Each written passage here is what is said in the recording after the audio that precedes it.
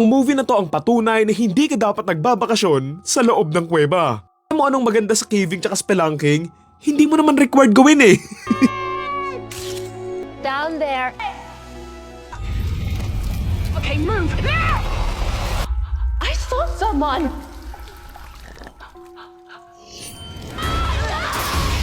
We stay here, we'll die.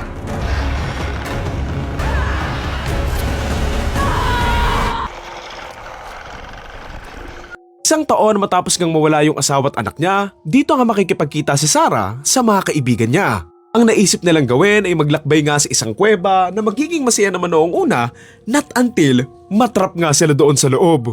Kaya naman dito nga sila gagawa ng paraan para makahanap nga ng labasan kung saan dito sila matatakot nang biglaan nga silang lusubin ng mga halimaw. Nakatira kasi itong mga halimaw na ito doon nga sa loob ng kuweba kung saan dito nga gagawin nila Sarah ang lahat para makaligtas, kung saan lalabanan nga nila itong mga halimaw na hindi nga magiging madali lalo na't may home court advantage or doon nga mismo nakatira yung mga halimaw na to. Title ng movie, The Descent. Gusto ko lang din purihin yung poster na to kasi ang ganda! Ilang beses ko na itong napanood and nirewatch ko nga ito nitong isang araw and I must say, nakakatakot pa rin yung mga halimaw dito. Para kasi silang may pagka-zombie na may pagka-wrong turn in the hill sa vice yung peg. Kaya ako talaga kapag may nag-aaya na pumasok sa kuweba or whatsoever, hindi talaga ako pumapayag eh. Lagi kong sinasabi na, napanood mo ba yung movie na The Descent? Say what you want about Juno and I know nakabit siya and everything, pero you can't deny na sobrang astig ng karakter niya.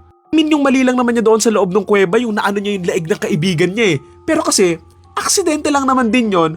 Pero ang mali din naman din ni Juno, hindi niya nga agad sinabi. Ang nagustuhan ko rin pala from this film, yung dagdag conflict nga nila from the beginning, nakabit nga ng asawa ni Sarah itong si Juno, and never nga nilang diniscuss yun. For me, medyo understandable naman yung ginawa ni Sarah kay Juno, kasi paano mo pagkakatiwalaan tong tao na to na laging ang nagsisinungaling sa'yo. By the way, sa mga hindi nakakaalam, may 2 endings yung part 1 nito, and siguro ginawa nga yun kasi nga may part 2 to eh. Sa UK version na napanood ko nga recently, hindi talaga siya nakalabas ng kuweba e nag-hallucinate na nga lang siya na for me, mas nagustuhan ko yon kumpara mo nga doon sa US version. Oo nga may part 2 nga to pero mas nagustuhan ko lang talaga yung ending na hindi nga siya nakalabas more than yung bigla lang siyang minulto doon sa kotse. So ayun, it's a very straightforward film about a bunch of people trying to survive nga against yung mga monster nga doon sa kuweba and kung ayun lang yung hinahanap mo, then this film is for you. Enjoyable tong panoorin with friends and family, nakakabahan ng mapapaisip lang kayo kung sino yung makakasurvive sa kanilang magkakaibigan.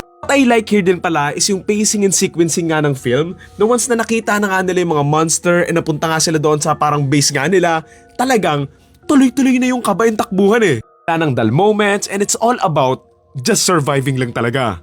I enjoyed this film and it's a great horror thriller suspense movie na hindi na nga nakakagulat na sumikat and maraming nakapanood nito. Yun lang naman, again ang title ng movie ay The Descent and ang torta rating ko for this ay 8 or 8.5 out of 10. From the studio that brought you Saw and Hostel, kaya naman pala eh!